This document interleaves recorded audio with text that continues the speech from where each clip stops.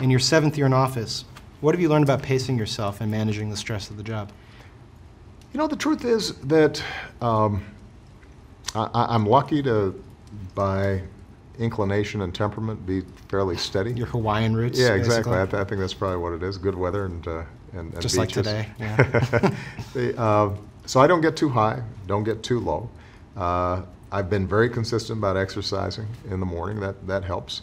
But I think the most important, I'm very consistent about spending time with family. And you know, when you have dinner with your daughters, particularly teenage daughters, they'll keep you in your place, and they'll teach you something about perspective. But I think the most important thing is to take the long view on things.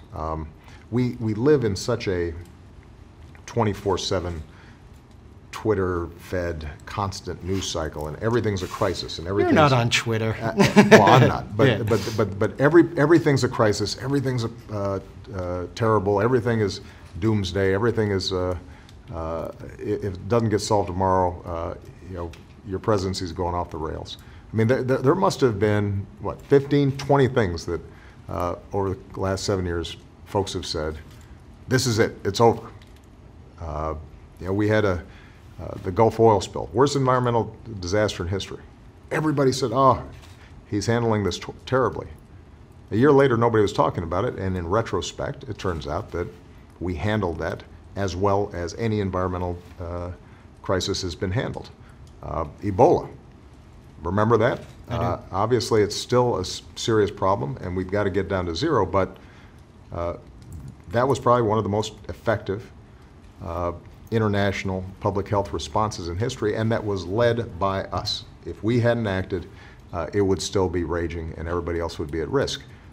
And so those experiences, I think, remind you that my job is to keep my eye on the ball and to stay focused on what can we get done every single day to advance the vision and the values that brought me here. What can I do to make sure that middle-class families are feeling more secure, that more young people are able to access opportunity, that we are safe, that we are working with our international partners to try to create more order at a time when there's a lot of chaos.